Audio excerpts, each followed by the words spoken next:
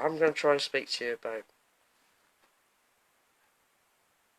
how we should be preparing ourselves, because we are at the precipice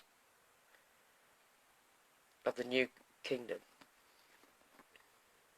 the judgment, the final chastisement.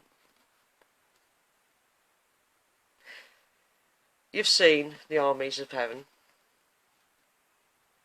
and since our Lord's arrival, these, what you call UFOs, have been increasing and increasing and increasing. People have witnessed through the Soho, the fleet, big, massive motherships in a string, in different strings. They are preparing. What are they preparing for? To lift the chosen. So, boils down to this other fact. Once those chosen are taken,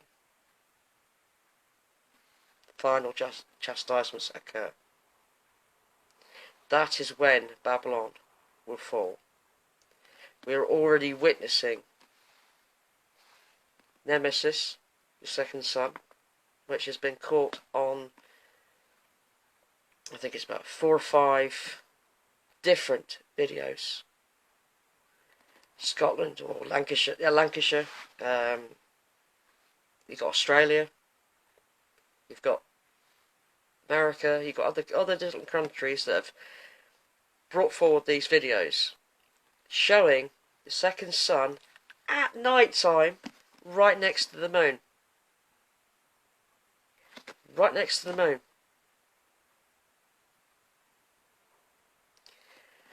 So what does that actually say? It's here. It is here. Torah codes that we have found relating to, again, Nemesis, Nibiru, particularly Nibiru. The Australian footage was taken, and he even referenced the fact it's like a second Earth up there, right next to our moon. Second Earth, it's Nibiru. It's here. You can't deny it now. It's right up close. You can see it right next to our moon when our moon's lit. You know, it's like it's in the full moon, and it's giving off enough energy, and it's picking it up. So these things are now being spotted. People are now waking up. But have they woken up too late?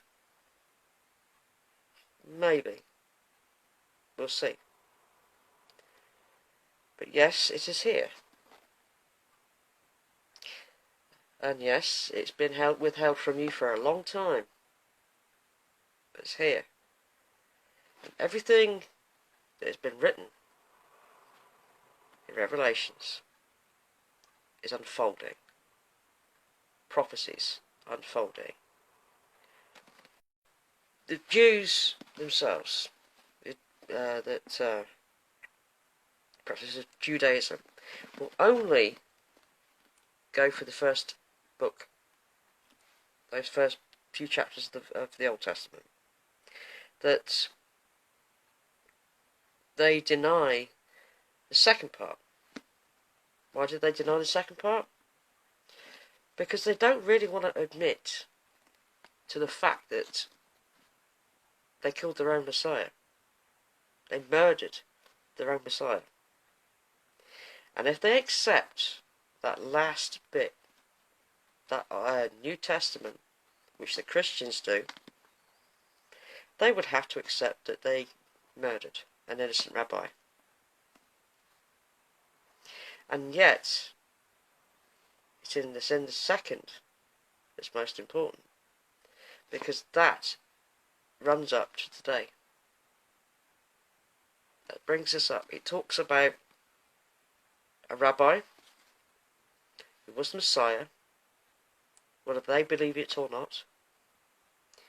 It also talks from the perspective of other Jews that followed this Jewish man, who was this Jewish rabbi, and they spoke about him. They spoke about his teachings, what he did.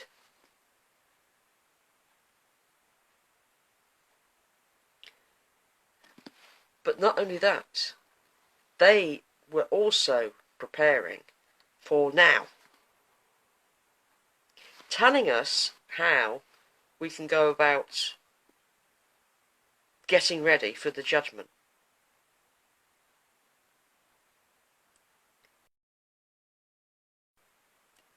Every single step within this book of Revelations itself is preparing, and it's like a history book. And if you look at it properly, okay, it's not in the right timeline, where it's cryptic in a sense, but if you read it, it does show you what is happening. So it's not in chronological order, yes, but the clues are there. It does state it.